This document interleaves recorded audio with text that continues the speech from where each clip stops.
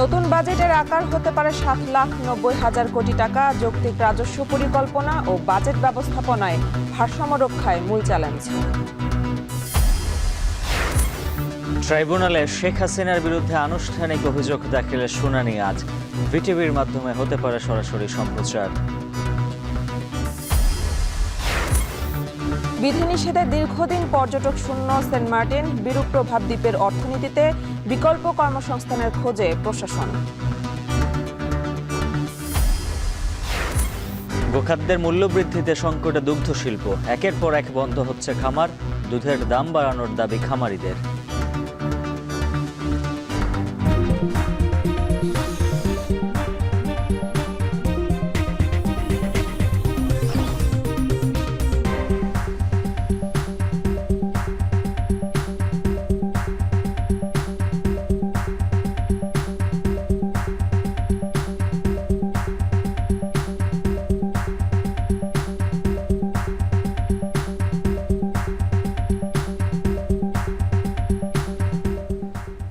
স্বাগত। এখন সকালে পুরো আয়োজন জুড়ে সঙ্গে আছে আমরা দুজন, আমি মেহেরিনা আনি এবং আমি উজ্জ্বল হাফিজ। সংসদ নেই, তাই বাজেটে কিভাবে প্রতিফলন হবে জনমতের? কোন প্ল্যাটফর্মে বা বাজেট নিয়ে চুলচেরা বিশ্লেষণ হবে? কিসের উপর ভিত্তি করে প্রস্তাবিত বাজেট অনুমোদন করবে অন্তর্বর্তী সরকার? এই আলোচনা এখন অর্থনীতির বিভিন্ন অঙ্গনে। অর্থনীতিবিদদের পরামর্শ, তাই রাজনৈতিক দল এবং বিভিন্ন স্টেক হোল্ডারদের সাথে মাসব্যাপী খোলামেলা আলোচনা করে অধ্যাদেশের পথে হাঁটতে হবে সরকারকে। এবারের প্রস্তাবিত বাজেটের আকার হতে পারে 7,90,000 কোটি টাকা, যা চলমান অর্থ বছরের তুলনায় প্রায় 8,000 কোটি টাকা কম। বিশ্লেষকরা বলছেন, যৌক্তিক রাজস্ব পরিকল্পনা এবং বাজেট ব্যবস্থাপনায় ভারসাম্য প্রতিষ্ঠা করাই সরকারের জন্য সবচেয়ে বড় চ্যালেঞ্জ। বিস্তারিত জানাচ্ছেন বিলায়েত হোসাইন। প্রতি বছরের জুনের প্রথম সপ্তাহে এই সংসদ ভবনের অধিবেশন থেকেই আসন্ন অর্থ বছরের প্রস্তাবিত বাজেট ঘোষণা দেওয়া হতো। পুরো মাস জুড়ে সেই বাজেট পর্যালোচনা করার পর এখান থেকেই অনুমোদন দেওয়া হতো। এবার যেহেতু কোনো সংসদ নেই, নির্বাচিত কোনো সরকারও নেই, সেক্ষেত্রে বাজেট প্রস্তাবনা কিংবা বাস্তবায়নের জন্য অধ্যাদেশের পথে হাঁটতে হচ্ছে অন্তর্বর্তী সরকারকে। তবে মাস জুড়ে সংসদ ভবনে বাজেট নিয়ে যে আলোচনা সমালোচনা হতো, যে চুলচেরা বিশ্লেষণ হতো, যেখানে অংশ নিতেন সরকারি ও বিরোধী দলের সদস্যরা, এবার সেই জনমতের প্রতিফলন ঘটবে কিভাবে? 2025-26 অর্থ বছরের প্রস্তাবিত বাজেট নিয়ে এরই মধ্যে বিভিন্ন অংশীজনদের সাথে মত বিনিময় করেছে অন্তর্বর্তী সরকার। এবার যেহেতু কোনো সংসদ নেই, সেক্ষেত্রে রাজনৈতিক দলগুলোর সাথে বাজেটের বিভিন্ন ধারা উপধারা নিয়ে আলোচনার মাধ্যমে বাজেট অনুমোদন কিংবা অধ্যাদেশের দিকে যেতে হবে অন্তর্বর্তী সরকারকে, বলছেন অর্থনীতিবিদরা। যেহেতু জুন মাসের ভিতরে বাজেটটি পাশ করবার প্রয়োজন পড়ে, সুতরাং রাজনৈতিক দলগুলোর সঙ্গে উচিত হবে অর্থ মন্ত্রণালয় এবং উপদেষ্টা পরিষদের বাজেটের বিভিন্ন ধারা উপধারাগুলো নিয়ে বা যে সমস্ত প্রস্তাবনাগুলো নিয়ে সেগুলো নিয়ে আলাপ আলোচনা করা।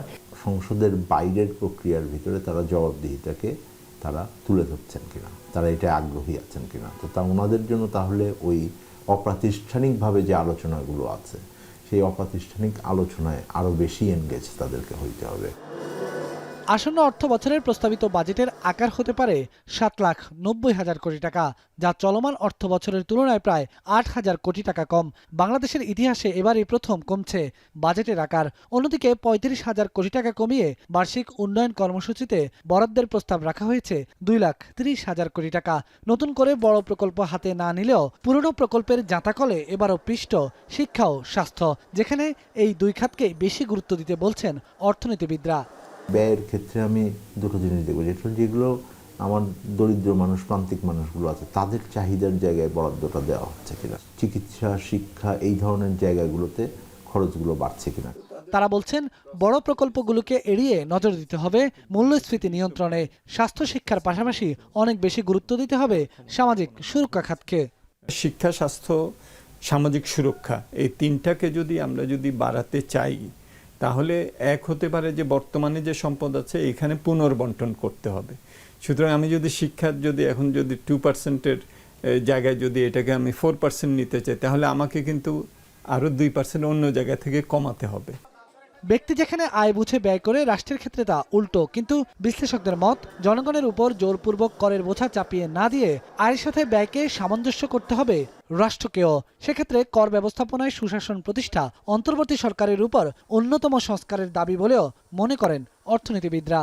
রাজস্ব আদায়ের দিক থেকে তো আমরা আশা করব যে এবার সাধারণ মানুষের জন্য যে অপ্রত্যক্ষ যে কর আছে এটাকে না বাড়িয়ে প্রত্যক্ষ কর কিভাবে আমরা ভিত্তি আমরা সম্প্রসারণ করতে পারি, এখানে যে লিকেজ আছে লিকেজটা কিভাবে আমরা কমাতে পারি, এই দিকটাতে নজর রাখা হবে। সরকারের উচিত রাজস্বের সাথে বিবেচনা করেই বা ঋণ বিবেচনা করেই কেবলমাত্র সরকারের ব্যয়ের কাঠামোটি করা। দুর্ভাগ্যজনকভাবে বাজেটটি সম্ভবত উল্টোভাবে প্রণয়ন হতো, অর্থাৎ ব্যয়টি ঠিক করে পরে আয়ের বিষয়টি ঠিক হতো। ফলে বিভিন্ন ধরনের সূচকে আমরা অসামঞ্জস্য দেখতাম।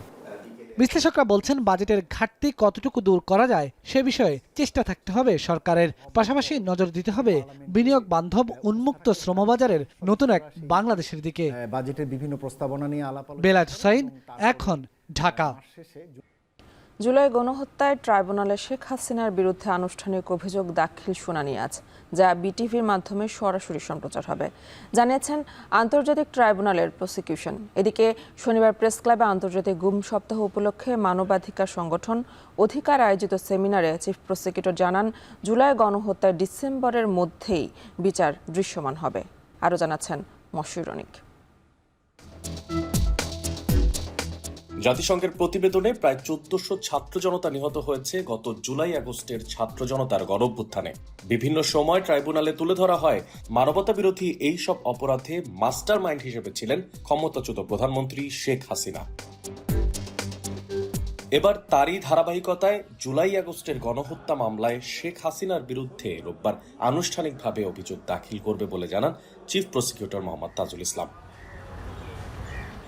শনিবার সকালে জাতীয় প্রেস ক্লাবে আন্তর্জাতিক গুম সপ্তাহ উপলক্ষে মানবাধিকার সংগঠন অধিকার আয়োজিত সেমিনারে এই সমস্ত কথা জানান তিনি।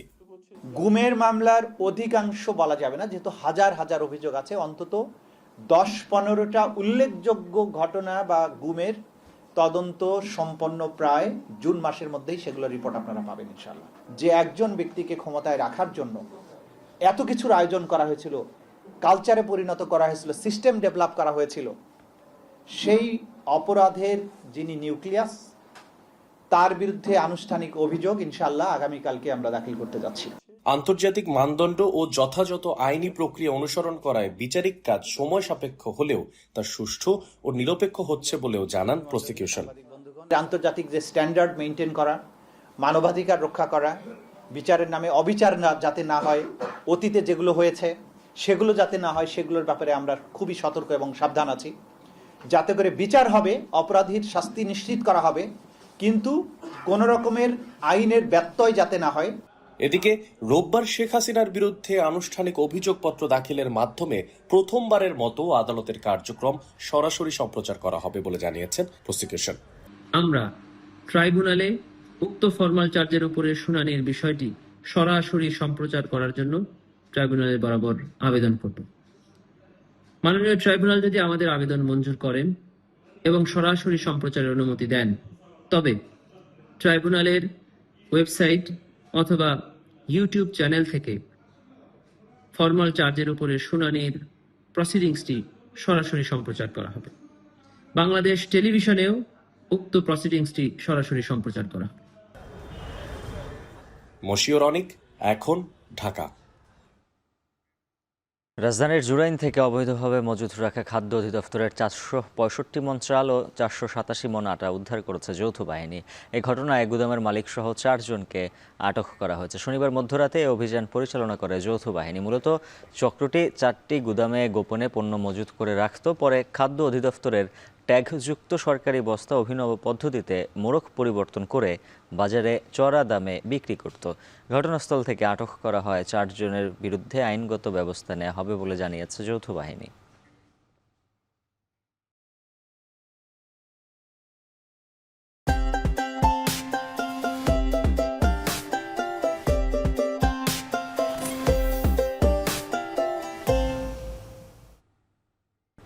কোরবানি ঘিরে গবাদি পশুর রাজধানী সিরাজগঞ্জে বিপুল পরিমাণ পশু প্রস্তুত করা হয়েছে। পশু কেনাবেচার জন্য জেলার 9 উপজেলায় 47টি হাট বসছে। লেনদেনে চাঙ্গা হচ্ছে জেলার গ্রামীণ অর্থনীতি। রিফাত রহমানের প্রতিবেদনে ছবি তুলেছেন ইমরান শেখ। কোরবানি ঈদ ঘিরে আশার আলো দেখছেন সিরাজগঞ্জের প্রান্তিক খামারিরা। চলতি বছর জেলায় কোরবানির জন্য প্রস্তুত 6.5 লাখ গবাদি পশু, এর মধ্যে বেশিরভাগ চরাঞ্চলের। যমুনার বান্তিয়ার চরের গৃহিণী শারমিন আক্তার পালন করেছেন 2টি ষাঁড়। বাজার ভালো থাকলে গরু দুটি 5 লাখ টাকায় বিক্রির আশা। একই এলাকার আশরাফ আলী পালন করেছেন 8টি ষাঁড় গরু। 2,55,000 টাকা দিয়ে কিনছি। আল্লাহ আশা আছে যে 5 লাখ টাকা বেচলে পারে আবার সামনেবার আরো কেনা যাইব বেশি করে। প্রতি বছরই মনে করেন 5টা 6টা 7টা 10টাও থাকে, আবার এই বছর মনে করেন 8টা আছে। এই 8টা গরুতে আমার তো বিক্রির আশা আছে যে 16 লাখ টাকা। আল্লাহ কি বাঁচাল্লাহ। প্রাণী সম্পদ অফিসের তথ্য বলছে, এবারের ঈদে শাহজাদপুরের এই সনাতনী চর থেকেই প্রায় 200 কোটি টাকার পশু যাবে ঢাকা সহ দেশের বিভিন্ন জেলায়, যা চাঙ্গা করবে এসব চরাঞ্চলের গ্রামীণ অর্থনীতি। চরাঞ্চলের প্রান্তিক কৃষকদের পাশাপাশি শাহজাদপুর উপজেলার খামারিরা প্রস্তুত করেছেন প্রায় 77,000 ষাঁড়। জেলা জুড়ে আরও ছোট বড় মিলিয়ে 18,000-এর বেশি খামারে 1,87,000 গরু ও মহিষ পালন হয়েছে। একই সঙ্গে 4.5 লাখ ছাগল এবং ভেড়া প্রস্তুত করেছেন খামারিরা। ব্যবসা কোনো বছর ভালো হয়, কোনো বছর মনে করেন সমান সমান হয়। 5টা 6 টাকার পালি হয়, এক বছর 3টা পালি হয়তো লিয়া টাকা বিক্রি করি। এক একটা গরু দেখা যায় যে 50,000 বা 20 থেকে 30,000 এরকম লাভ হয়। সারা বছর ঋণ হয়, ওই একটা গরু পালি বেঁচে কিনে আমরা হিতা ঈদের মধ্যে শোধ করি, পোলাপান নিয়ে খাই। প্রাণী সম্পদ কর্মকর্তা বলছেন, চরাঞ্চলের খামারিরা পশুপালন করে নিজেরাই শুধু স্বাবলম্বী হচ্ছে না, গতিশীল হচ্ছে দেশের অর্থনীতি। চরাঞ্চলের অর্থনীতির মূল চালিকা শক্তি হলো গবাদি প্রাণী লালন পালন। তো আমাদের আশা করি যে তারা যেভাবে আমাদের দেশের জন্য অর্থনীতিতে অবদান রাখছে, এখন আমরা সরকারিভাবে যেন তাদের পাশে দাঁড়াতে পারি। কোরবানির পশু কেনাবেচার জন্য জেলার 9 উপজেলায় হাট বসছে 47টি। প্রতিটি হাটে কেনাবেচা হচ্ছে 2 থেকে 3 কোটি টাকার পশু। সব মিলিয়ে কোরবানি ঘিরে জেলায় অন্তত 5,000 কোটি টাকার লেনদেনের আশা প্রাণী সম্পদ বিভাগের। রিফাত রহমান, এখন সিরাজগঞ্জ। সারা বছরে এই কম বেশি রেফ্রিজারেটর বা ফ্রিজ বিক্রি হয়, তবে বছরের সবচেয়ে বেশি বিক্রি হয় ঈদুল আজহা ঘিরে। পুরো বছরের মোট বিক্রির অর্ধেকের কাছাকাছি বিক্রি হয় কোরবানির ঈদের আগে ও পরে। দেশের ফ্রিজের বাজার নিয়ে সুনির্দিষ্ট কোনো গবেষণা না থাকলেও ধারণা করা হয় বাসাবাড়িতে ব্যবহৃত ফ্রিজের বাজারের আকার 11 থেকে 12,000 কোটি টাকা। আরও জানাচ্ছেন দেলোয়ার দোলন। এই টিভিটাকেই আপনি একটা হোম থিয়েটার হিসেবে ইউজ করতে পারেন। আপনি 100% কালার ভলিউম পাবেন এবং সেই সাথে এইটাতে হচ্ছে ডলবি অ্যাটমস সাউন্ড সিস্টেম। রাজধানীর শেকেরটেকের রাজিয়া ফয়সাল দম্পতি ঈদ ঘিরে ঘর সাজানোর আয়োজনে এরই মধ্যে নিয়েছেন ফ্রিজ। এবার খুঁজছেন পছন্দের স্মার্ট টিভি। নতুন নতুন অ্যাড হয়েছে, যেমন ফ্রিজ নিয়েছি 2 সপ্তাহ আগে এখান থেকেই, আর আজকে তো পারচেজ করলাম টিভি। বছর জুড়ে কম বেশি ফ্রিজের চাহিদা থাকলেও বিক্রি বাড়ে কোরবানির ঈদ ঘিরে। পুরো বছরের মোট বিক্রির অর্ধেকের কাছাকাছি বিক্রি হয় ঈদুল আজহার আগে পরে। দেশে স্থানীয় পর্যায়ে রেফ্রিজারেটর বা ফ্রিজ উৎপাদন শুরু হওয়ায় দাম ক্রেতাদের অনেকটাই নাগালে। কিস্তিতে কেনার সুযোগ সহ ঈদ উপলক্ষে বিশেষ ছাড়ও মিলছে। ঈদকে কেন্দ্র করে এমআরপি থেকে আমরা 20% ডিসকাউন্ট দিয়ে দিই, আর যেগুলো কাজ হয় ওগুলো আমরা হোম ডেলিভারি ফ্রি দিয়ে দিই। আপ টু 53% পর্যন্ত ডিসকাউন্ট চলতেছে র্যাঙ্ক সিমার্টে। সেই সাথে আমাদের অনেকগুলো ব্যাংকের ক্যাশব্যাক অফার চলতেছে, এক্সটেন্ডেড ইএমআই অফার চলতেছে। দেশে বছরে প্রায় 30 লাখ ফ্রিজ বিক্রি হয়। এর মধ্যে 60% বিক্রি হয় 2 ঈদে, আর চাহিদার 70%ই গ্রামে। এ সুযোগে অনলাইনে নকল পণ্য বিক্রি করছে অনেকে। প্রতারণা থেকে বাঁচতে নির্ভরযোগ্য মাধ্যমে পণ্য কেনার পরামর্শ সংশ্লিষ্টদের। কিছু পিআই মার্কেটের প্রোডাক্ট পাওয়া যায়, যারা হচ্ছে চাইনিজ হতে পারে বা এদেশে কিছু ম্যানুফ্যাকচার হতে পারে। ওনারা এই প্রোডাক্টগুলো এই দেশে অ্যাসেম্বল করে, আমি জায়গার নাম না বলি, ব্র্যান্ডের নাম না বলি, অসংখ্য ভালো ভালো ব্র্যান্ডকে তারা কপি করছে। ভিডিও কল দেখে যেটা দেখবেন অবশ্যই দোকানের আছে কিনা, দোকানটা বাস্তবিক আছে কিনা, কারণ অনেকে দোকান থাকে না, বাসা বাড়িতে রেখে প্রোডাক্ট বিক্রি করে। 1.5 দশকেই দ্রুত সম্প্রসারণ হয়েছে ফ্রিজের বাজার। দেশে চাহিদা বাড়ছে 5 থেকে 10% হারে। বাসাবাড়িতে ব্যবহৃত ফ্রিজের বাজারের আকার 11 থেকে 12,000 কোটি টাকা। 2029 সাল নাগাদ ফ্রিজের দেশীয় বাজার হতে পারে 36,000 কোটি টাকার বেশি। যদিও এ বছর ফ্রিজ সহ ঈদ ঘিরে ইলেকট্রনিক্সের বাজারে চাহিদা কমেছে বলে দাবি ডিলারদের। কোরবানির ঈদে সাধারণত ডিপ ফ্রিজ, খাটা ফ্রিজ, মাইক্রো ওভেন এগুলোই বেশি চলে। কোরবানির ঈদে যে ফ্রিজগুলো সেল হয় কিন্তু এবছর ক্রেতা নাই, কম। রীতিমতো হিমশিম খাচ্ছি, কারণ প্রতিদিন যে পরিমাণ সেল হয় আমাদের দোকান খরচও উঠে না। ফ্রিজের চাহিদার প্রায় 90%ই পূরণ হয় দেশীয় কোম্পানির মাধ্যমে। দেশে বর্তমানে ফ্রিজ উৎপাদন করছে 13টি প্রতিষ্ঠান। গেল অর্থবছরে বাংলাদেশ থেকে প্রায় 40টির বেশি দেশে ফ্রিজের প্রয়োজনীয় যন্ত্রাংশ রপ্তানি হচ্ছে, যার সিংহভাগই রপ্তানি হয় ভারতে। দেলোয়ার দোলন, এখন, ঢাকা। গ্রামীণ অর্থনীতি ও পুষ্টি নিরাপত্তার বড় খাত দেশের দুগ্ধশিল্প। তবে গোখাদ্যের দাম বৃদ্ধি সহ নানা সংকটে শুধু 1 বছরেই উত্তরের জেলা নাটোরে বন্ধ হয়েছে শতাধিক খামার। এছাড়া দুধ উৎপাদন উদ্বৃত্ত জেলায় 250 কোটি টাকার বাজার হলেও অধরা রয়েছে তরল দুধ পানিয়ে বিশ্ব স্বাস্থ্য সংস্থার মানদণ্ড। নবাব হোসেনের প্রতিবেদনে বিস্তারিত।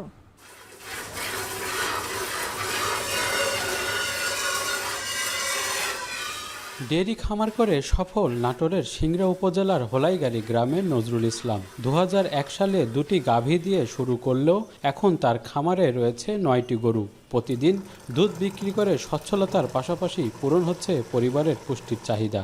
বাজার যখন ভালো হয় লাভটা ভালো হয়, যখন বাজারে দুধের দাম কম হয় লাভের সংখ্যা কম হয়, এবং বছরে যে বাছুর হয় এবং দুধের টাকা দিয়ে ভালো লাভের সংখ্যা কিছু আসে।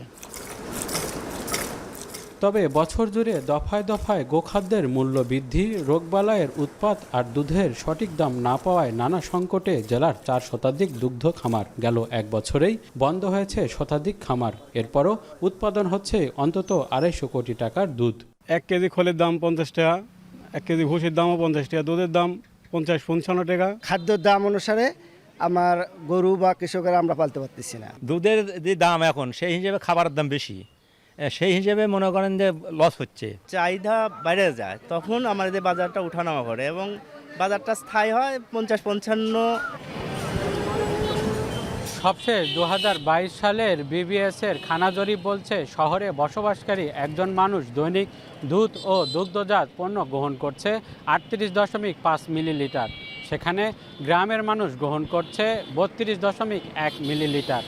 তবে বিশ্ব স্বাস্থ্য সংস্থার মানদণ্ডে প্রতিদিন 250 মিলিলিটার দুধ গ্রহণের নিয়ম থাকলেও সেখানে গ্রহণ করছে মাত্র 50 মিলিলিটার। আমাদের বাড়িতে গাভীর দুধ খাওয়া হয়, কিন্তু আমি সর্বশেষ কবে খেয়েছি আমার মনে নেই। 15 দিন আগে আমি তরল দুধ খেয়েছি, তো আমার কিনা তো সমর্থ নাই, আমি প্রতিদিন খাইতে পারি না। আমি খাই, আমার ভালো লাগে, প্রতিদিনই দুধ খাই, আর আমি দোকানদারি করি, প্রতিদিনই গরুর দুধ দিই। জেলায় বছরে তরল দুধের চাহিদা 3,50,000 টন হলেও উৎপাদন হয় 3,60,000 টনের বেশি। এলডিডিপি প্রকল্প এর মাধ্যমে কিন্তু আমরা বেশ কিছু সহায়তা খামারিদের প্রদান করেছি। যেমন আমাদের এই প্রকল্পভুক্ত যারা ডেইরি পিজি তাদেরকে কিন্তু আমরা প্রশিক্ষণ, তারপরে তাদেরকে আমরা বিভিন্ন ধরনের দুধ দহনের সামগ্রী, তারপরে চপার মেশিন, খামারিকে কিন্তু আমরা এগুলি দিয়ে অন্যদেরকে উদ্বুদ্ধ করেছি যে এইভাবে খামার করলে আপনার খামারগুলি আরও সুন্দর হবে। দেশে দুধের চাহিদার প্রায় 70% পূরণ হয় প্রান্তিক খামার থেকে। তাই দুগ্ধশিল্প রক্ষায় খামারি সংখ্যা বৃদ্ধি, উন্নত জাতের গাভী সম্প্রসারণ ও প্রাণী সম্পদ সেবা প্রান্তিক পর্যায়ে পৌঁছানোর দাবি খামারিদের। মাহবুব হোসেন, এখন, নাটোর। গত 1 দশকে হবিগঞ্জে দুধের উৎপাদন বেড়েছে 2.5 গুণেরও বেশি। এরপরও বাৎসরিক চাহিদার তুলনায় দুধের ঘাটতি 1,12,000 টন। খামারিরা বলছেন, গোখাদ্যের মূল্যবৃদ্ধি, কাঁচা ঘাসের তীব্র সংকট সহ নানা কারণে একের পর এক বন্ধ হচ্ছে খামার। দুধের উৎপাদন বাড়াতে ব্যবস্থা নেয়ার কথা জানিয়েছে প্রাণী সম্পদ বিভাগ। কাজল সরকারের প্রতিবেদন। হবিগঞ্জে গত এক দশকে বেড়েছে দুধের উৎপাদন। 2014 থেকে 15 অর্থ বছরে যেখানে মাত্র 65,000 টন দুধ উৎপাদন হয়েছে, সেখানে 2013 থেকে 24 অর্থ বছরে উৎপাদন পৌঁছেছে 1,71,000 টনে। উৎপাদনের বিপরীতে জেলায় বাৎসরিক দুধের চাহিদা 2,83,000 টন, অর্থাৎ প্রতি বছর জেলায় 1,12,000 টন দুধের ঘাটতি রয়ে যায়। খামারিরা বলছেন গাভী পালনে খরচ বেড়েছে বহুগুণ।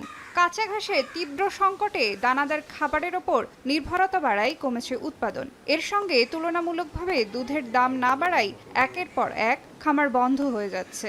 কারণ দুধের দামে আর খাওয়ানোর দামে ব্যাপারটা হয় না, যার দরুন খামার অস্বস্ಥ কমতেছে। গরুর খাবারের দাম যদি আপনি নিয়ন্ত্রণে আসে তাহলে খামারি লাভবান হবে, আর নাইলে খামার করে লাভ নাই। আগে আসিল 7টা গরু, এখন বর্তমানে আছে 2টা। কাঁচা ঘাস আউরও হয় না, এই বিভিন্ন ওষুধ বাহর দিয়া এই ঘাস জ্বালাই নেয়। ব্যবসায়ীরা বলছেন ভিন্ন কথা। তাদের দাবি বাজারে দুধের চাহিদা কম, তাই কমেছে দাম। একসময় মিষ্টির দোকানগুলোতেও প্রচুর পরিমাণে দুধ সরবরাহ করা হলেও বাইরের জেলা থেকে ছানা আসায় কমেছে দুধের চাহিদা। আগে ছানা আইতো না, বিভিন্ন দেশ থেকে ছানা আইতো না, গাড়িগুলো আসিল না, ছানা আইতো না, দুধের ডিমান্ড আছিল। জেলা প্রাণী সম্পদ কর্মকর্তা বলছেন খামারিদের সহায়তা এবং দুধ উৎপাদন বৃদ্ধির জন্য মন্ত্রণালয় থেকে প্রকল্প গ্রহণ করা হচ্ছে। এখানে দুধের ঘাটতি আছে, যে কারণে আমরা এখানে প্রাণী সম্পদ দপ্তর বিভিন্ন ডেইরি খামার প্রতিষ্ঠার স্বার্থে আমরা বিভিন্ন রকমের পরামর্শ বা ট্রেনিং এগুলো দিয়ে থাকি। প্রজেক্ট অনুমোদন হয়েছে, এটার মাঠ পর্যায়ে যদি কাজ শুরু হয় তাহলে কিছু খামারিকে আমরা যদি ট্রেন আপ করতে পারি, কিছু উপকরণ দিতে পারি, তাহলে তাদের দুধ উৎপাদন কিছুটা বাড়বে। হবিগঞ্জ জেলায় নিবন্ধিত অনিবন্ধিত মিলিয়ে প্রায় 7,000 খামার রয়েছে। এখন হবিগঞ্জ। শেরপুরে সরবরাহ বৃদ্ধি পাওয়ায় কমেছে সব ধরনের মুরগির দাম। সপ্তাহের ব্যবধানে কেজিতে 20 টাকা কমেছে ব্রয়লার মুরগির দাম। এছাড়া দেশি ও সোনালী মুরগির দামও কেজিতে 10 টাকা কমেছে।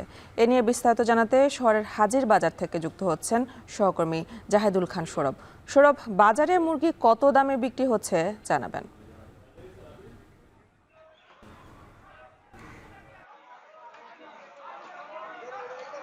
হ্যাঁ, আমি যেখানে দাঁড়িয়ে আছি সেটি হচ্ছে নবীনগর হাজির বাজার, এবং কাঁচা তরকারির পাশাপাশি মাছের বাজারের পাশাপাশি কিন্তু মুরগির একটি বৃহৎ পাইকারি বাজার হচ্ছে এই বাজারটি। তো আমরা সকাল থেকে খেয়াল করছিলাম যে এখানে প্রায় প্রতিটি মুরগির দাম 20 থেকে 10 টাকা পর্যন্ত কেজিতে কমছে। তো আমরা দেখেছি যে ক্রেতারাও কিন্তু চাহিদার তুলনায় দাম কমার কারণে কিন্তু অনেকটুকু বেশি কিন্তু তারা স্বতঃস্ফূর্ত খুশি হয়ে তারা কিন্তু বাড়ি ফিরছে। তো আমি যদি এমনি আজকের বাজার দরটি জানাই, তো আমরা দেখেছি যে গত সপ্তাহে যে দেশি মুরগি বিক্রি হচ্ছিল 540 থেকে 550 টাকা কেজি ধরে, সেটি কিন্তু আজকের বাজারে 10 থেকে 15 টাকা কমে 530 এবং 525 টাকার মধ্যেই বিক্রি হচ্ছে। এছাড়া সবচেয়ে বেশি যেটি কমেছে সেটি হচ্ছে ব্রয়লার মুরগি, এবং যারা নিম্ন আয়ের মানুষ এবং নিম্ন মধ্যবিত্ত তারা কিন্তু এই মুরগিটি বেশি ক্রয় করে থাকেন। আমরা দেখেছি গত সপ্তাহে এই ব্রয়লার মুরগি বিক্রি হচ্ছিল 170 টাকা কেজি ধরে, সেটি কিন্তু আজকে বাজারে 20 টাকা কমে 150 টাকা কেজিতে বিক্রি হচ্ছে। এছাড়া যে সোনালী মুরগি রয়েছে সেটিও আমরা দেখেছি গত সপ্তাহে বিক্রি হচ্ছিল 240 টাকা কেজি ধরে, সেটি কিন্তু আজকে বাজারে 230 টাকা কেজি ধরে বিক্রি হচ্ছে। এছাড়া পাকিস্তানের যে কক মুরগিটি রয়েছে সেটিতে 10 টাকা কমে 230 টাকাতে বিক্রি হচ্ছে। পাশাপাশি আমরা দেখেছি যে লেয়ার মুরগিতেও গত সপ্তাহে বিক্রি হচ্ছিল 240 টাকা কেজি ধরে, সেটিও কিন্তু আজকে বাজারে 20 টাকা কমে 220 টাকার মধ্যে বিক্রি হচ্ছে। তো হঠাৎ করে সরবরাহ বৃদ্ধি পাওয়ার কারণেই এই মূলত এই মুরগির দাম অনেকটাই কমে গিয়েছে। তো বিক্রেতারা আমাদেরকে জানিয়েছেন যেহেতু সামনে ঈদুল আজহা রয়েছে, কুরবানি ঈদ রয়েছে, সেই ঈদকে ঘিরে কিন্তু গরুর মাংস এবং খাসির মাংসের একটি প্রভাব থাকে। তারা বলছেন যে গরু এবং খাসির মাংসের প্রভাবের কারণে কিন্তু মুরগির বাজার কিছুটা কমে গেছে, এবং ক্রেতারা মুরগির বাজারে কম আসছেন। আর বিশেষ করে যারা খামারি রয়েছেন, মুরগি খামারি, তারা এই ঈদকে ঘিরে কিন্তু প্রচুর মুরগি তারা বাজারে সরবরাহ করেছেন, এবং তারা কিন্তু বিক্রয়ের জন্য কিন্তু তারা বিভিন্ন দোকানে তারা সরবরাহ করছেন। তো মূলত এই যারা বিক্রেতা রয়েছেন তারা বলছে যদি এই সরবরাহ সংকটটা সামনের দিনে থাকে তাহলে হয়তো মুরগির দাম আরো অনেকটাই কমে যেতে পারে। তো এই বিষয়ে আমরা বেশ কয়েকজন ক্রেতার সাথে কথা বলেছিলাম। এই ক্রেতারা আমাদেরকে জানিয়েছেন যে মূলত কুরবানি ঈদের আগে প্রতিটি মুরগির দামই বৃদ্ধি পায়। তো তারা বলছেন যে এবার যেহেতু এই দাম কমে গেছে, তার সন্তুষ্ট প্রকাশ করে বলছেন সামনে যেন সিন্ডিকেট করে মুরগির দাম না বৃদ্ধি করা হয়। তো এই ছিল শেরপুরের মুরগির বাজার দরের সর্বশেষ তথ্য আমার কাছে। শেরপুরের মুরগির বাজার নিয়ে জানাচ্ছিলেন সহকর্মী জাহেদুল খান সৌরভ। সুনামগঞ্জে টানা 3 দিন ধরে বৃষ্টিপাত অব্যাহত রয়েছে, পাশাপাশি নামছে পাহাড়ি ঢল। এতে প্রতিনিয়ত বাড়ছে জেলার সকল নদ নদীর পানি। বন্যা আতঙ্কে নির্ঘুম নির্মাঞ্চলের মানুষ। এ বিষয়ে বিস্তারিত জানাতে সুনামগঞ্জ থেকে যুক্ত আছেন সহকর্মী লিপসন আহমেদ। লিপসন, জানাবেন এই মুহূর্তে আবহাওয়া পরিস্থিতি কেমন, আর বন্যা পরিস্থিতি তৈরি হলে আশ্রয় কেন্দ্রগুলোতে সেবা দিতে প্রস্তুত কিনা?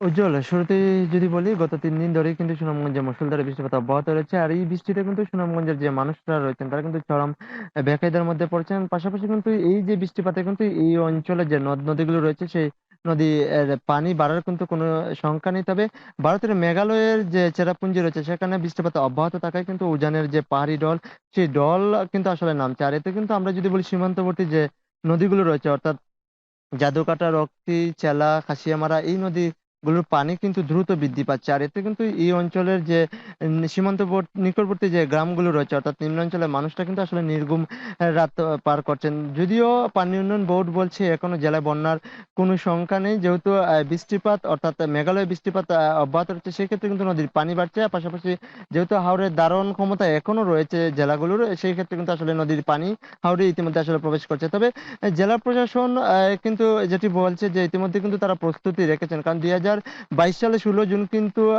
কোনো আগাম বার্তা ছাড়াই কিন্তু আসলে এই জেলায় বন্যা পরিস্থিতি সৃষ্টি হয়। এতে কিন্তু বন্যার যে তার ভয়াবহ রূপ সেটি কিন্তু আসলে এই অঞ্চলের মানুষরা সেই রূপ বন্যার আসলে দেখেন, যার ফলে কিন্তু আসলে এই অঞ্চলের মানুষ যখনই আসলে নদ নদীর পানি বৃদ্ধি পায় তখন কিন্তু আসলে আতঙ্কে মধ্যে সময় পার করেন। যেহেতু এখনো নদীর পানি বৃদ্ধি পাচ্ছে, সেই ক্ষেত্রে কিন্তু এই অঞ্চলে যে মানুষরা রয়েছেন তারা কিন্তু চরম দুশ্চিন্তায় বলা যায় যে সময় পার করছেন। পাশাপাশি আরেকটি বিষয় জানার কি, জেলা প্রশাসনের পক্ষ থেকে ইতিমধ্যে কিন্তু বন্যা মোকাবেলা করার জন্য কিন্তু তারা সকল ধরনের প্রস্তুতি রেখেছেন। পাশাপাশি যে সীমান্তবর্তী যে উপজেলাগুলো রয়েছে, তাহিরপুর, চাতক, ধর্মপাশা, মধ্যনগর, বিশেষ করে তাহিরপুর উপজেলায় কিন্তু ইতিমধ্যে কিন্তু 34টি আশ্রয় কেন্দ্র প্রস্তুত রাখা হয়েছে। যেহেতু সেখানে যে গ্রামগুলো যদি পানিতে প্লাবিত হয় সেক্ষেত্রে সে পানিতে আসলে যদি প্লাবিত হয় সেক্ষেত্রে কিন্তু তারা যাতে আশ্রয় কেন্দ্রে তাদেরকে নিয়ে যেতে পারেন, সেই জন্য কিন্তু আশ্রয় কেন্দ্রগুলো আসলে প্রস্তুত রেখেছেন। পাশাপাশি ইতিমধ্যে তারা কিন্তু বিভিন্ন উপজেলায় তারা কিন্তু সতর্ক বার্তা আসলে জারি করেছেন। যেহেতু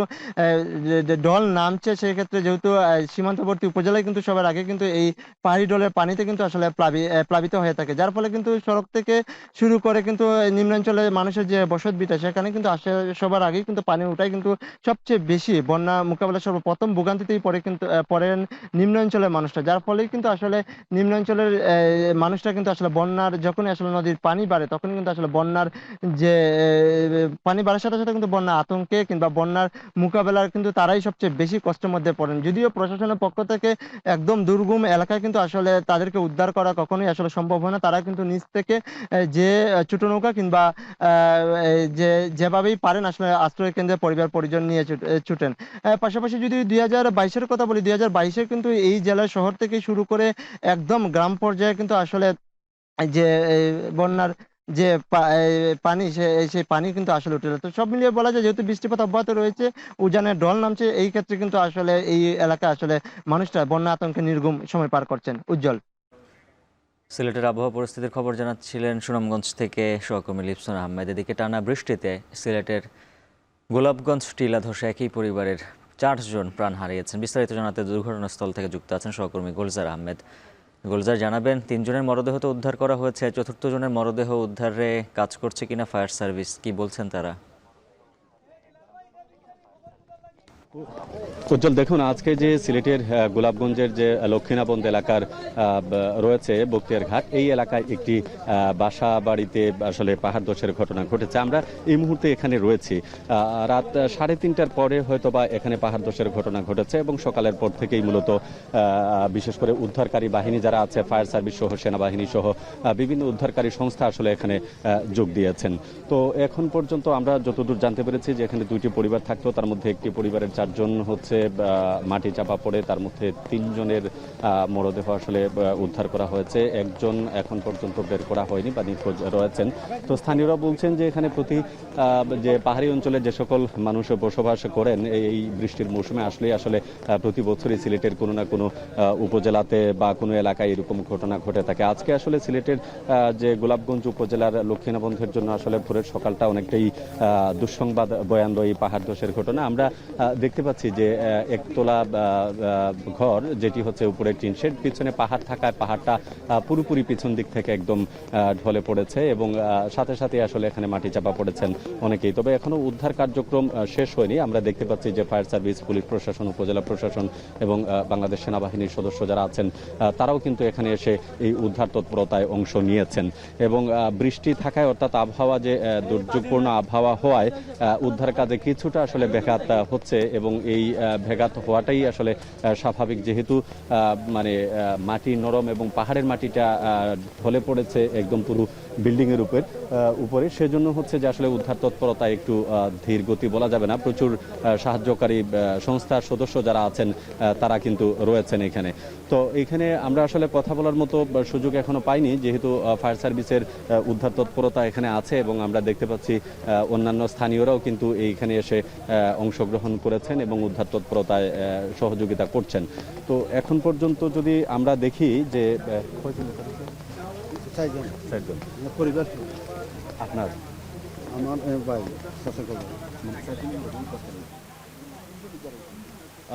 এখানে যারা বলছেন যে আসলে এখন পর্যন্ত 3 জনের মরদেহই আসলে উদ্ধার করা হয়েছে এবং একজন এখন পর্যন্ত নিখোঁজ রয়েছেন। সেই একজনকে খুঁজে বের করতেই উদ্ধার কর্মীদের যে তৎপরতা সেটি আসলে আমরা দেখছি এবং এখানকার স্থানীয় মানুষজন সহযোগিতা চাচ্ছেন যে কোনোভাবেই হোক যিনি আটকা পড়েছেন বা নিখোঁজ রয়েছেন তাকে আসলে খুঁজে বের করার জন্য।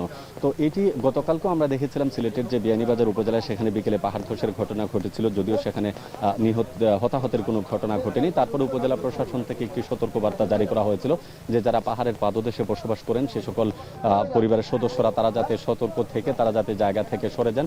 এমনকি সিলেট জেলা প্রশাসনের পক্ষ থেকে প্রত্যেকটি উপজেলা প্রশাসনের বার্তা পৌঁছে দেওয়া হয়েছে। জেলা প্রশাসনের যে কন্ট্রোল রুম বা সিটি কর্পোরেশনের যে কন্ট্রোল রুম সেখান থেকে আসলে নির্দেশনা দেওয়া হয়েছে যে যেহেতু এই 2-3 দিন ভারী বৃষ্টিপাত হওয়ার সম্ভাবনা আগে জানিয়েছে আবহাওয়া অধিদপ্তর এবং পানি উন্নয়ন বোর্ড বলছে যেহেতু পাহাড়ি ঢল অব্যাহত থাকবে, সুতরাং সবকিছু বিবেচনায় এমন সময়টা যে পাহাড়ি পাদদেশে যারা বসবাস করেন তাদের সতর্কতা থাকার জন্য জানানো হয়েছিল। কিন্তু আসলে কার্যত এরকম ঘটনা প্রায়ই কিন্তু ঘটে থাকে। গত বছরে এর ব্যতিক্রম ছিল না, এবার শুরু হলো এই সিলেটের প্রথম যে এই মৌসুমের আসলে পাহাড় ধসের ঘটনা এটি। এবং আমরা যতটুকু জানতে পেরেছি এখানে 2টি পরিবারের সদস্যরা বসবাস করতেন এবং একটি পরিবারের 4 জনই আসলে নিহত হয়েছেন, তার মধ্যে 3 জনের মরদেহ আসলে উদ্ধার করা হয়েছে। তো এখানে যেহেতু একটি প্রত্যন্ত এলাকা এবং এখানে আসলে উদ্ধারকর্মী যারা আছেন পাহাড় ধস ঘটনার পর তারা খবর পাওয়ার পর অনেকেই গোলাপগঞ্জ উপজেলার যে ফায়ার সার্ভিস তারা আসতে পারেনি, পরবর্তীতে সেন্ট্রাল যেটি আছে সিলেটের ফায়ার সার্ভিস কন্ট্রোল রুমে তারা যোগাযোগ করে সেখান থেকে ভিন্ন রাস্তা হয়ে তারা এখানে আসেন। যেহেতু রাস্তা একটু দুর্গম ছিল এর জন্য উদ্ধারকর্মীরা আসতেও ভোর হয়েছে, সেই ভোর থেকে উদ্ধার তৎপরতা শুরু হয়েছে। যেহেতু বাসাটা একদম ভেবে গেছে বা মাটির নিচে পিছনের অংশ পুরোটাই চাপা পড়েছে, যার জন্য যিনি নিখোঁজ রয়েছেন বা আটকা রয়েছে তাকে আসলে উদ্ধারের চেষ্টা চলছে। তো এটি মূলত সিলেটের যে গোলাপগঞ্জ উপজেলার লক্ষ্মীনাবন্দ ইউনিয়নের বক্তিয়ার ঘাট এলাকা হিসেবেই পরিচিত। এখানে আমরা যদি একটু কথা বলি, আসলে স্থানীয় কারোর সাথে কথা বলার প্রয়োজন আছে, যেহেতু এখানকার স্থানীয় বাসিন্দা যারা আছেন তারা আসলে বিষয়টি বলতে পারবেন। একটু যদি আপনি বলেন যে কখন আসলে কিভাবে ঘটনাটা ঘটেছে? রাত 2টার সময় আপনার চিৎকার শুনছি, চিৎকার শুনিয়া আসছি, আইয়া দেখতে এইরকম ঘটনা। কিচ্ছু করার নাই, রাত 2টার সময় আন্দাজ রাত পড়তেছে, বৃষ্টি ডাক চলতেছে। এগুলা দিয়ে আমরা তো এলাকার মানুষ সহযোগিতা করিয়া মাইকিং করিয়া ফায়ার সার্ভিস আসছে, আমরা সাহায্য সহযোগিতা করতে। চেয়ারম্যান সাহেব আসছেন, চেয়ারম্যান সাহেবকে ফোন করছেন, ফোন করিয়া সাথে সাথে ফায়ার সার্ভিসে আইনের সেনাবাহিনীরা সাহায্য করতেছেন। আমরা এলাকায় পড়িয়া লাশ উদ্ধার করতেছি। এই পর্যন্ত এখন পর্যন্ত যাদের মরদেহ উদ্ধার করা হয়েছে পুরুষ নারী কয়জন? আসলে পুরুষ ছেলে যে মারা গেছে রিয়াজ মিয়ার ছেলে একজন, মেয়ে একজন, তার পরিবার শেষ হয়ে চলে গেছে। মাটি তুলবে। আচ্ছা, এখন নিখোঁজ কে রয়েছে? রিয়াজ মিয়া, রিয়াজ মানে মূল অভিভাবক যে পরিবারের, তাকে উদ্ধার করা যায়? পরিবারের যে দায়িত্বশীল মুরব্বী, এখানে উদ্ধার হয় না। আচ্ছা আচ্ছা, এটি হচ্ছে আসলে এখানকার যে রিয়াজমার ভাই, আপনি রিয়াজমার ভাই আসলে বলছিলেন তাদের এই পারিবারিক যে দুর্ঘটনাটি ঘটলো, এই দুর্ঘটনার কারণে ইতিমধ্যে 3 জনকে উদ্ধার করা হচ্ছে, শুধু রিয়াজ মিয়াকে উদ্ধার করা যায়নি। তো সব মিলিয়ে যেহেতু আমরা জায়গাতে রয়েছি, আমরা পরবর্তীতে আরো আপডেট তথ্য আপনাদেরকে জানিয়ে দেব। উজ্জ্বল। সিলেট থেকে পাহাড় ধসের খবর জানাচ্ছিলেন সহকর্মী গুলজার আহমেদ। দেশের সবচেয়ে মজবুত আরএফএল ল্যাডার, যা 6061 গ্রেড অ্যালুমিনিয়ামে তৈরি। শক্তিশালী এমএস ক্রসবার নিশ্চিত করে সর্বোচ্চ নিরাপত্তা। RFL ladder. সরকারের বিধিনিষেধে দীর্ঘদিন ধরে পর্যটক শূন্য সেন্ট মার্টিন, বন্ধ হোটেল রেস্তোরাঁ, সাগরে মাছ ধরা নিষেধাজ্ঞায় কর্মহীন হাজারো জেলে। সব মিলিয়ে বিরূপ প্রভাব পড়েছে দ্বীপের অর্থনীতিতে। সংকট মোকাবেলায় বিকল্প কর্মসংস্থানের চেষ্টার কথা বলছে জেলা প্রশাসন। মনতোষ বেদজ্ঞর তথ্য ও মোহাম্মদ রাসেলের তোলা ছবিতে বিস্তারিত।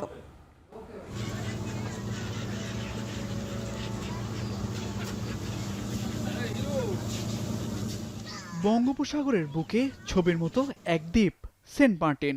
স্বচ্ছ পানি আর সাদা ধবধবে বালুর টানে একসময় পর্যটকের ভিড় থাকলেও এখন শুধুই শূন্যতা। পর্যটক না থাকায় বন্ধ হোটেল রেস্তোরাঁ, যার প্রভাব পড়েছে স্থানীয়দের জীবিকায়।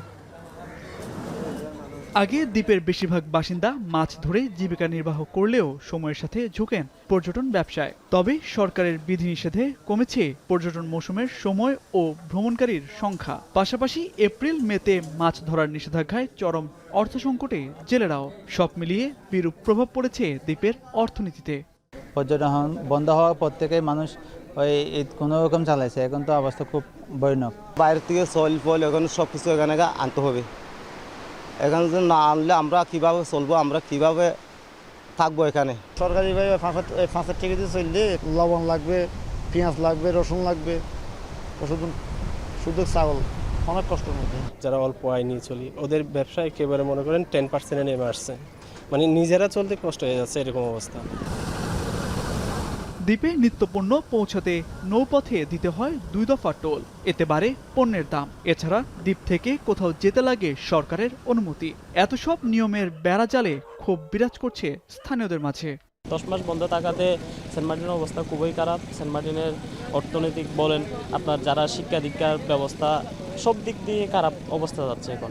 আয় রোজগার তো এমনি নাই, আমাদের জাইলা বন্ধ আগে, এখন 58 দিন বন্ধ দেওয়ার পরে আমাদের অনেক ভোগান্তি কাটাতে হচ্ছে। সারাদিন গাড়ি চলে 200 টাকা 300 টাকাও পায় মাঝে মধ্যে, ওগুলি দিয়ে বাজার খরচ চলে না আমাদের। এই সংকট থেকে উত্তরণে এবার বিকল্প পথ খুঁজছে প্রশাসন। পর্যটনের উপর নির্ভরশীলতা কমাতে দ্বীপে কৃষির উন্নয়ন ও বিকল্প কর্মসংস্থানের উদ্যোগ নিচ্ছে সরকার। সেন্ট মার্টিনে যারা বসবাসরত আছেন, তাদের নানা ধরনের বিকল্প কর্মসংস্থান এবং আরও নানা ধরনের অর্থনৈতিক সক্ষমতা বৃদ্ধি করার জন্য নানা ধরনের উদ্যোগ গ্রহণ করা হবে সরকার বিভিন্ন দপ্তর থেকে।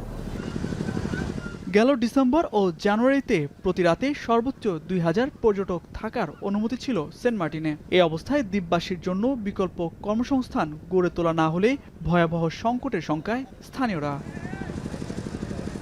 এখন কক্সবাজার। পবিত্র হজের আনুষ্ঠানিকতা শুরুর বাকি আর মাত্র কয়েকদিন। এরই মধ্যে সৌদি আরবে পৌঁছেছেন 10 লাখেরও বেশি মুসল্লি। এবছর হজে অংশ নেওয়া মুসল্লিদের অন্যতম সেবা গাজার ফিলিস্তিনিদের স্বাধীনতা। আরও জানাচ্ছেন জাহানারা ভুইয়া। হজ পালনের উদ্দেশ্যে এরই মধ্যে 10 লাখের বেশি মুসল্লি পৌঁছেছেন সৌদি আরবে। নানা চড়াই উতরাই পেরিয়ে যারা পবিত্র কাবায় পা রাখতে পেরেছেন, তারা আল্লাহর দরবারে জানাচ্ছেন শুকরিয়া। أنا كان نفسي من زمان أجي هنا عشان أشوف الكعبة، أول مرة أشوفها وسعيدة جدا جدا جدا جدا إن أنا شفت الكعبة وفرحانة ومبسوطة أوي أوي أوي أوي أوي. والله ديما عم ندعي للهدوء والأمن بلبنان، والله يهديها ويرجع الناس على قراها وعلى أراضيها. এবারের হজে মুসল্লিদের অন্যতম চাওয়া গাজায় ফিলিস্তিনিদের হত্যাযজ্ঞ বন্ধ হোক। গাজার পাশাপাশি মুসলিম উম্মার শান্তি কামনায় দোয়া করছেন তারা। سوريا إدلب العز، إحنا البلد اللي حصل على الحرية وتخلص من الطغاة، البلد اللي قاسى وقدم الشهداء. প্রচণ্ড রোদ ও গরমকে উপেক্ষা করে মসজিদুল হারামে কাতার বেঁধে নামাজ আদায় করছেন মুসল্লিরা। চলতি বছর আরাফাতের ময়দানে হজের প্রধান আনুষ্ঠানিকতা শুরু হবে 4 জুন। এবছর বাংলাদেশ থেকে হজে অংশ নিচ্ছেন প্রায় 87,000-এর বেশি মুসল্লি। এর মধ্যে 90 বেশি মুসল্লি সৌদি আরবে পৌঁছেছেন। জাহানারা ভুঁইয়া, এখন বিশ্ব। পরমাণু চুক্তি বিষয়ে অবশেষে ইরানকে বিস্তারিত ও গ্রহণযোগ্য একটি প্রস্তাব পাঠিয়েছে যুক্তরাষ্ট্র। শনিবার হোয়াইট হাউসের প্রেস সেক্রেটারি এ তথ্য নিশ্চিত করেছেন। এর আগে ইরানের পররাষ্ট্রমন্ত্রী আব্বাস আরাগচি বলেছেন, পরমাণু ইস্যুতে তেহরানকে পূর্ণাঙ্গ কোনো প্রস্তাব পাঠায়নি ওয়াশিংটন। ওমানের পররাষ্ট্রমন্ত্রীর সহায়তায় আংশিক কিছু তথ্য জানানো হয়েছে মাত্র। বিবিসির প্রতিবেদনে বলা হচ্ছে, জাতিসংঘের পরমাণু বিষয়ক সংস্থা ইরানের ইউরেনিয়াম সমৃদ্ধকরণ নিয়ে উদ্বেগজনক প্রতিবেদন প্রকাশের পর ওয়াশিংটনের তৎপরতা খানিকটা বেড়েছে। সে কারণেই ইরানকে বিস্তারিত প্রস্তাব পাঠাতে দেরি করেননি যুক্তরাষ্ট্রের মধ্যপ্রাচ্য বিষয়ক প্রতিনিধি স্টিভ উইটকফ। শনিবার হোয়াইট হাউসের নিয়মিত ব্রিফিংয়ে প্রেস সেক্রেটারি দাবি করেছেন, তেহরানের উচিত মার্কিন প্রেসিডেন্টের শর্ত মেনে নেওয়া, কারণ ডোনাল্ড ট্রাম্প কখনোই ইরানকে পারমাণবিক অস্ত্র বানানোর সুযোগ দিবেন না।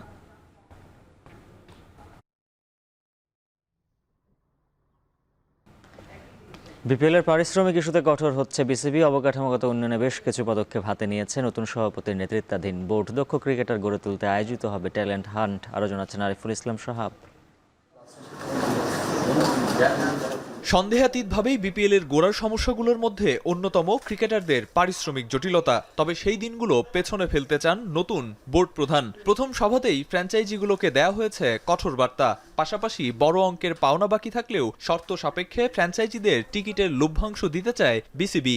তাদের ডিউ পেমেন্ট কার কত আছে, আমরা কোনো টাকা রিলিজ করব না আনটিল তারা একেবারে, যেটা আমরা ভেরিফাই করব উইথ প্লেয়ার্স, এটা অলরেডি চলমান। এইখান থেকে যেটা বার হয়ে এসছে যে বরিশাল হ্যাজ নো পেন্ডিং, আর রংপুরও ঈদের আগে দেয়ার অল্প কিছু আছে, রংপুরও কিন্তু ক্লিয়ার করে দিচ্ছে।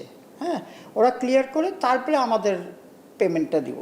সারা দেশ থেকে মেধাবী ক্রিকেটার তুলে আনতে ক্রিকেট বিকেন্দ্রীকরণের দিকেও নজর বিসিবি সভাপতি আমিনুল ইসলাম বুলবুলের। এছাড়াও ক্রিকেটের অবকাঠামোগত মানোন্নয়ন, প্রশিক্ষিত ও দক্ষ কর্মী গড়ে তুলতে একাধিক প্রকল্প হাতে নিতে যাচ্ছে বিসিবি। এসব ক্ষেত্রে যোগ্যদের অগ্রাধিকার দেওয়ার জন্য আয়োজিত হবে ট্যালেন্ট হান্ট এবং প্রশিক্ষক হিসেবে থাকবেন বিশেষজ্ঞ পরামর্শক। Protect the spirit of the game, high performance for everyone, connect and grow, mainly decentralisation, development of coaches, umpire, curators through development program. এটা স্টার্ট হচ্ছে ট্যালেন্ট হান্ট প্রোগ্রামের মাধ্যমে। ইমিডিয়েটলি কিক অফ করা হবে। রাজশাহী নর্থ বেঙ্গলে একটা হবে, ক্রিকেট বোর্ডের ওইখানে অফিস বানিয়ে বানিয়ে ডিসেন্ট্রালাইজেশন করে দেবে, যেটা আমাদের অনেক দিনের তো এতদিন পরে মনে হয় স্বপ্ন সত্যি হবে। বিসিবির নতুন সভাপতিকে অন্যদের তুলনায় ব্যতিক্রম মনে করেন পরিচালক ইফতেখার মিঠু। দীর্ঘদিন আইসিসি ডেভেলপমেন্ট বিভাগে কাজ করার অভিজ্ঞতার আলোকে প্রথম বোর্ড সভাতেই 3টি গুরুত্বপূর্ণ সিদ্ধান্ত নিয়েছেন বিসিবি প্রধান। এই প্রেসিডেন্ট নিজে প্রেজেন্টেশন দিল, এটা আগে দেখিনি। ডিপার্টমেন্টের চেয়ারম্যানদের বলেছেন যে আমাদেরও একটা করে উনি প্রেজেন্টেশন দিতে, যে এভরি ডিপার্টমেন্টের যা শর্টকামিংস আছে, যেভাবে রিস্ট্রাকচার করতে হবে সেটার উপর। ক্রিকেটের হাল ধরার যাত্রায় আরেকজন নতুন পথ প্রদর্শকের শরণাপন্ন ক্রিকেট বোর্ড, যেখানে আছে পুরনো কিছু প্রতিশ্রুতি আর এগিয়ে যাওয়ার প্রয়াসে নতুন লক্ষ্য। তবে আরও একবার পুরনো গল্পের পুনরাবৃত্তি হবে নাকি আসলেই সফলতার মুখ দেখবে ক্রিকেট বোর্ড? ভক্ত সমর্থকরা পাখির চোখ করে থাকবে সেদিকেই। আরিফুল ইসলাম সাহাব, এখন, ঢাকা।